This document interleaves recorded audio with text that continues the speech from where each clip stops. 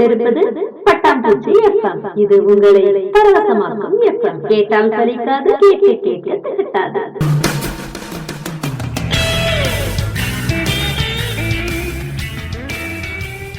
வணக்கம் பட்டாம்பூச்சிஸ். அடுத்து வருவது காதோடு ஒரு கதை.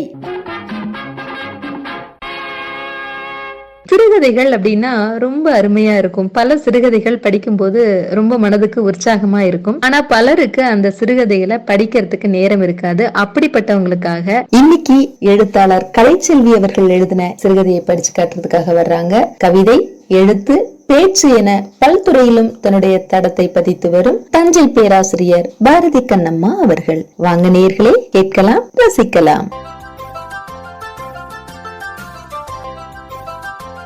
பட்டாம்பூச்சி எஃப்எம் நேயர்களுக்கு வணக்கம்.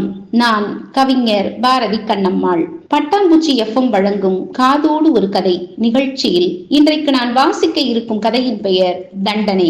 இந்த கதையை எழுதியிருப்பவர் எழுத்தாளர் இரா கலைச்செல்வி அவர்கள். வாங்க நேயர்களே, கதைக்குள்ள போகலாம்.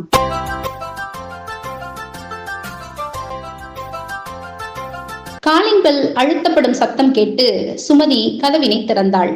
அங்கே கண்ட காட்சி சுமதியை பதைபதைக்க வைத்தது. பக்கத்து வீட்டு லட்சுமி பத்திர காளியாய் நின்றிருந்தாள். என்ன லட்சுமி, என்ன ஆச்சு என கேட்பதற்குள் அவளை தள்ளிவிட்டு சுமதியின் வீட்டிற்குள் நுழைந்தாள். வீட்டில் சுமதியின் கணவன் மணிகண்டன் சோஃபாவில் சாய்ந்து டிவி பார்த்து கொண்டிருந்தான். வந்த வேகத்தில் லக்ஷ்மி அவனின் வயிற்றுக்கு கீழே 10 மிதி மிதித்தாள்.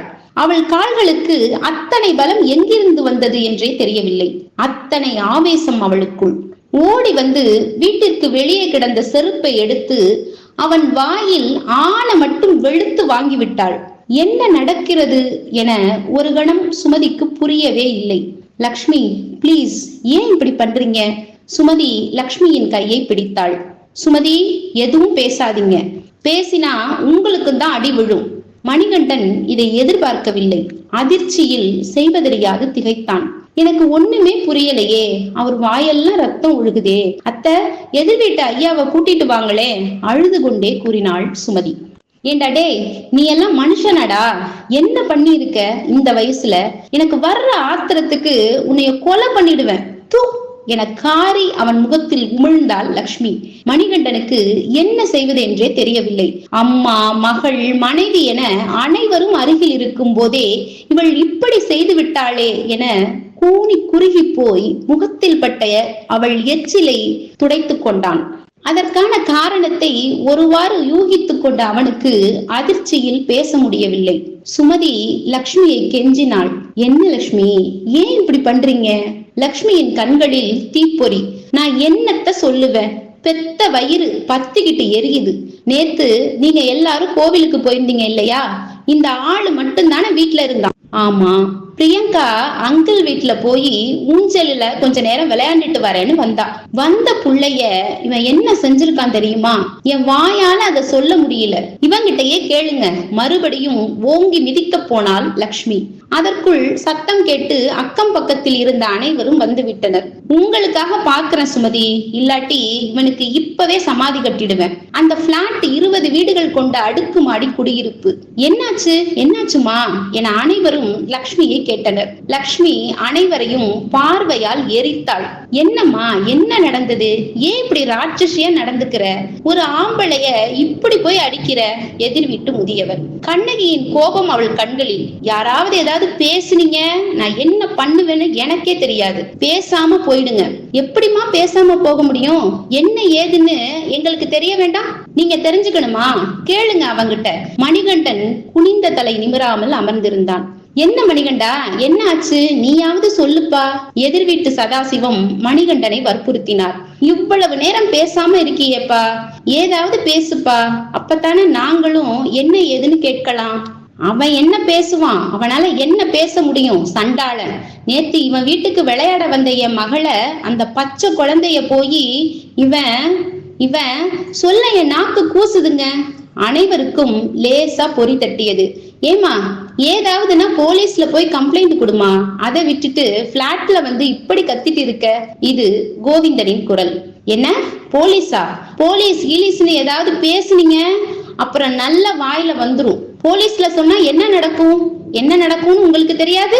100 தடவை போலீஸ் ஸ்டேஷன்ல வர சொல்லுவாங்க, சாட்சி கேட்பாங்க, இல்லாத கேள்வி எல்லாம் கேட்பானுங்க, கடைசியில கோர்ட்டுக்கு போக சொல்லுவானுங்க. கோர்ட்ல தீர்ப்பு வழங்க பல வருஷங்கள் ஆகும். நான் வக்கீலுக்கு காசை கொட்டிட்டு நான் நிம்மதி இழந்து சாகணும். அதுதானே நாட்டுல இதுவரை நடக்குது. எதுவும் பேசாம திரும்பி போயிடுங்க. சீறினாள். இவன் செஞ்ச காரியத்துக்கு நான் இங்கேயே இப்பவே இவனுக்கு தண்டனை கொடுக்கணும் என கூறிவிட்டு மறுபடியும் போய் காலால் அவனின் துடைகளுக்கு இடையில் நன்கு மிதித்தாள். அவளின் கால்கள் துணிச்சலாலும் துயரத்தாலும் இரும்பு தூண்களாகி போயிருந்தன. அம்மா என்று அலறி சாய்ந்தான் மணிகண்டன். ஆத்திரம் தீரு மட்டும் மிதித்து விட்ட லட்சுமிக்கு இதற்கு மேல் மிதித்து பயனில்லை என்ற நிலையில் ஆவேசமாக வீட்டிற்கு வெளியில் வந்தாள். ஏம்மா இப்படி கத்துற? வெளியே தெரிஞ்சா உன் குழந்தைக்குதான் அவமானம். என்ன பேசுற நீ? என் குழந்தைக்கு என்ன அவமானம்? 8 வயசு குழந்தைக்கு ஏதாவது பட்டம் கொடுத்துருவீங்களா? என்ன பட்டம் கொடுப்பீங்க? கற்பு இழந்தவள் அப்படின்னா? இல்ல வேற ஏதாவது பெயர் சொல்லுவீங்களா? அப்படியா?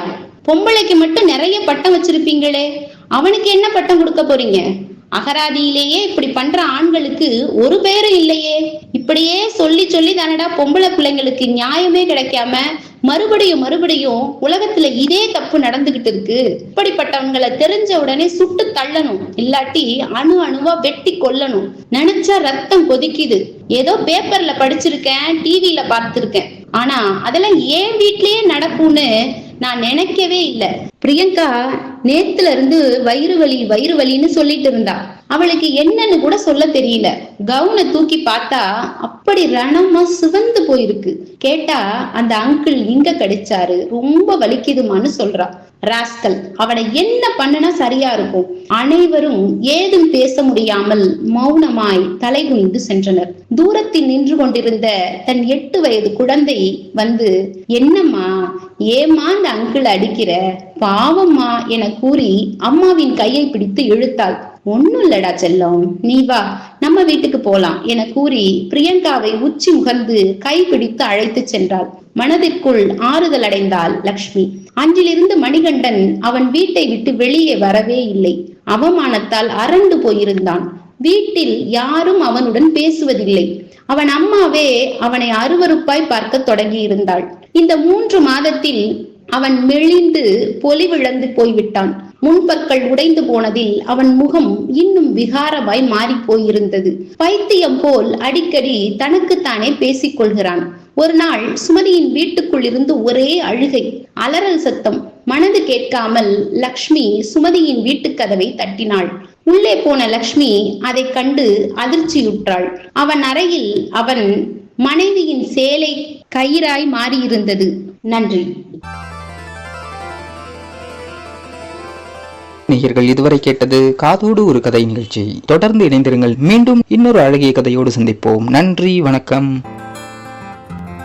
இது ஒரு பட்டாம்பூச்சி எஃப்எம் தயாரிப்பு.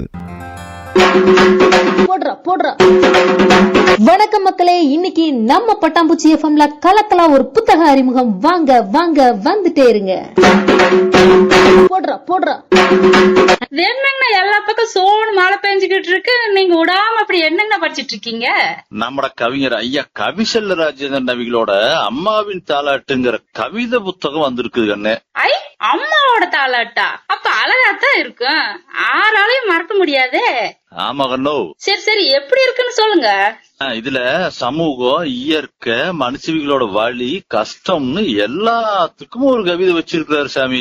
அப்புறம் மணிவாசக பதிப்பகத்துல இதை போட்டுக்கிறாங்க. அதுவும் இந்த கவிதை புத்தகத்துக்கு ஒரு அழகுதான். அது சரி, நீங்க மட்டும் படிச்சா போதுமா? எங்களுக்கு வேணுமல்ல.